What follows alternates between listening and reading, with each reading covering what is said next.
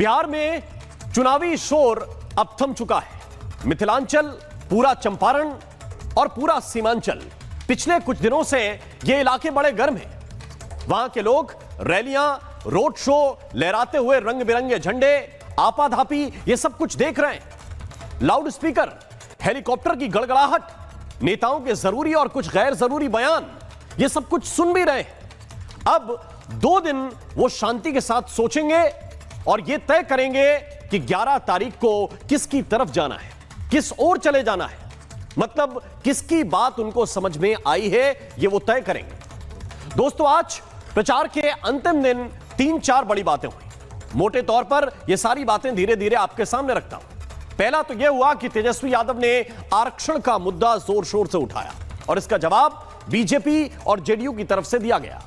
और ये वो 65% आरक्षण है जिस पर किसी पार्टी ने रोक नहीं लगाई, बल्कि अदालत की तरफ से रोक लगाई गई थी। आपको यह बात याद होगी। दूसरी बात आज जो हुई, आज दिन भर आरजेडी की तरफ से चुनाव आयोग को निशाने पर लिया जाता रहा। यह तो पहले भी होता रहा है, लेकिन इस बार कभी स्ट्रांग रूम की तस्वीरें दिखाई गई और यह बताया गया कि सीसीटीवी बंद करके धांधली हो रही है, तो कभी यह बताया गया कि कुछ संदिग्ध लोग वहां पर घुस रहे हैं, बार बार घुस रहे हैं। और यह भी कहा गया कि भाई वीवीपैट की जो पर्चियां हैं उनको फेंककर सच्चाई छुपाई जा रही है। इसके बाद जवाब दिया चुनाव आयोग ने। चुनाव आयोग ने बताया कि ये पर्चियां तो मॉक पोल की थी और लापरवाही करने वालों के खिलाफ जांच भी हो रही है और हम कार्रवाई भी कर रहे हैं। और जिनको आप संदिग्ध बता रहे हैं वो तो इंटरनेट कंपनी के कर्मचारी थे जो ये तय करने आए थे, सुनिश्चित करने आए थे कि लाइव टेलीकास्ट में कोई गड़बड़ी ना हो, आप तक ये वो जो विजुअल है पहुंच रहा है वो पहुंचता रहे। तीसरी बात, इसी चरण में सीमांचल में भी वोट पड़ेगा और इसलिए वहां मुस्लिम वर्सेस मुस्लिम की नूरा कुश्ती चल रही है। दर्शकों, नूरा कुश्ती कह रहा हूं मैं। एनडीए से तलखी उतनी वहां पर दिखाई नहीं दे रही जितनी ओवैसी और इमरान प्रतापगढ़ी में हो रही है। इमरान प्रतापगढ़ी ओवैसी को बाहरी बता रहे हैं तो असदुद्दीन ओवैसी इमरान और अखिलेश से पूछ रहे हैं कि भाई तुम बिहार के रहने वाले हो क्या, तुम भी तो उत्तर प्रदेश से आए हो। सीमांचल पर हक दोनों तरफ से जताया जा रहा है और यह फाइट भी बहुत दिलचस्प हो गई है, बड़ी एग्रेसिव हो रही है।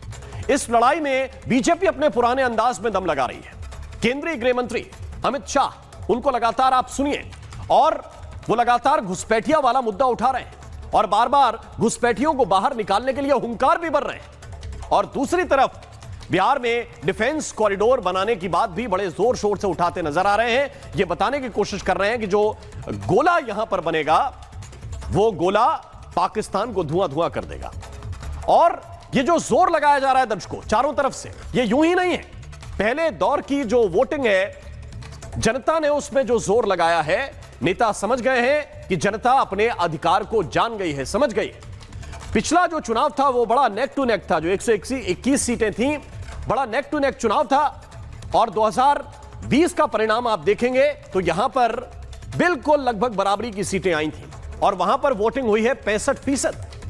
65%। इसका मतलब क्या है? मतलब यह है कि पिछले चरण की 121 में से 60 सीटें एनडीए के पास थी, 61 सीटें महागठबंधन के पास थी और वहां का वोट परसेंटेज बढ़ गया है। तो इस चरण में ये जो 122 सीटें हैं जिन पर वोटिंग होने वाली है, इस बार ये लड़ाई कैसी है, इसके लिए आपको थोड़ा सा पीछे चलना पड़ेगा, 5 साल पीछे चलना पड़ेगा। एक आंकड़ा मैं आपको दिखाना चाहता हूं। इन 122 सीटों में जिन पर अब वोट पड़ने वाले हैं, वहां पर 66 सीटें एनडीए को मिली थी और महागठबंधन को केवल 50 सीटें मिली थी। जबकि सीमांचल में एआईएमआईएम ने भी बड़ी जीत दर्ज की थी और 5 सीटें एमआईएम के नाम भी गई थी। इस थोड़ा डेटा को और क्लियर कर देता हूं, इसको थोड़ा सा और आसानी से आप समझिए, क्योंकि एनडीए की कुल जो 66 सीटें थी उसमें से बीजेपी के पास 42 सीटें थी और जेडीयू 20 पर थी, जबकि 4 सीटें हमको मिली थी। और महागठबंधन की जो 50 सीटें थी उनको भी आप समझिए, यहां आरजेडी को 33, कांग्रेस को 11 और लेफ्ट को 5 सीटें मिली थी।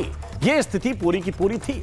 यानी अब जिन सीटों पर वोटिंग होने वाली है वहां एनडीए को समर्थन मिला था और इसीलिए महागठबंधन को इस दौर में चिंता ज्यादा होगी कि पुराना जो रिकॉर्ड रहा है, पुरानी जो गलती थी, उसको कहीं दोहरा तो नहीं रहे। और इसलिए सवाल यह है कि जनता अब कहां जाएगी? उस तरफ जहां कट्टा, सिक्सर, रंगदारी और जंगल राज की बातें हो रही हैं, वहां जाएंगे, वहां आरोप लग रहे हैं, वहां जाएंगे, या फिर उस तरफ जहां पलायन और बेरोजगारी की बातें हो रही हैं और जहां 30,000 वाले वादे हैं वहां जाएंगे, जहां 10,000 रुपए मिल चुके हैं महिलाओं को वहां जाएंगे जहां हर बात पर इल्जाम ही इल्जाम है, या वहां जाएंगे जहां नेता समाधान की बात करते हैं।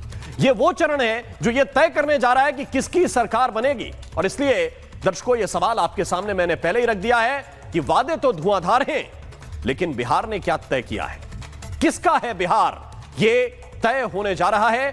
सवाल पूछूंगा, डिबेट ओपन करूंगा, लेकिन पहले एक छोटी सी झलक आपको दिखा देता हूं कि आज का प्रचार कैसा रहा।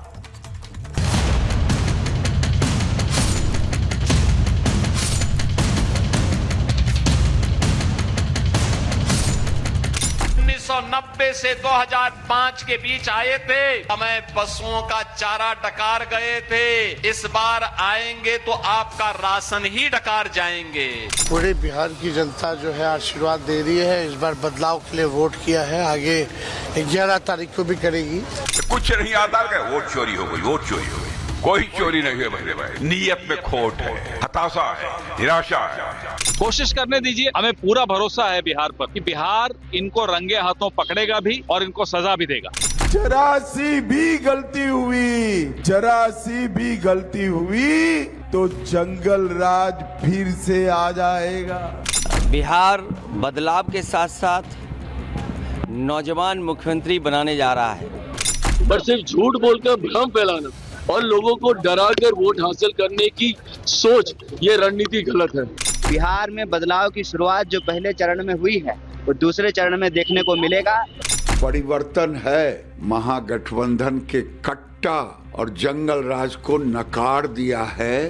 भगवान राम की धरती पर तो इनकी हार हो गई, माँ सीता जानकी की धरती पर भी इनकी हार होगी।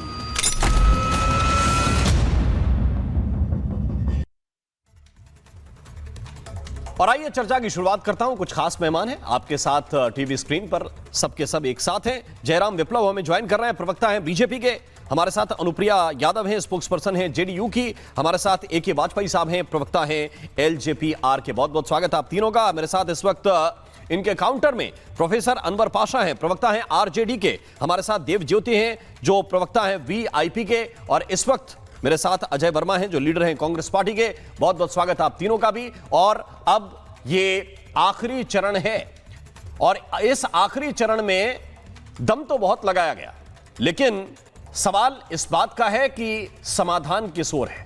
केवल इल्जाम पर बात चल जाएगी क्या, केवल आरोप पर बात चल जाएगी क्या, या जनता यह देखने की कोशिश करती है कि जितनी भी दिक्कतें हैं उनको सॉल्व कौन कर रहा है, उनको हल कौन कर रहा है। और इसलिए मैं शुरुआत करना चाहता हूं इस वक्त प्रोफेसर अनवर पाशा जी, क्या आपको लगता है कि केवल आरोप ही समाधान बन जाएंगे, या जनता यह मान लेगी कि भाई जितनी बातें आप लोगों ने कही हैं उनका समाधान केवल आप ही लोग दे पाएंगे?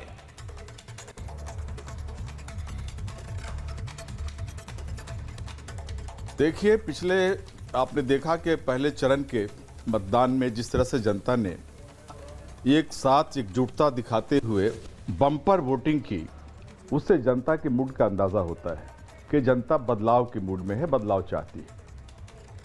एक तरफ नकारात्मक सोच है, नकारात्मक राजनीति है, जिसमें सिर्फ फटा हुआ ढोल बजाया जा रहा है, जंगल राज का ढोल बजाया जा रहा है, घुसपैठिए का ढोल बजाया जा रहा है, हिंदू मुस्लिम करने की कोशिश हो रही है। और हताशा जाहिर होता है हमारे होम मिनिस्टर से लेकर के प्रधानमंत्री तक और तमाम दूसरे छुटभइये जो मंत्री हैं उन सबों तक आप देखें, उनकी भाषाओं को देखें, आपको अंदाज़ा लगता है कि हताशा कितनी है एनडीए में।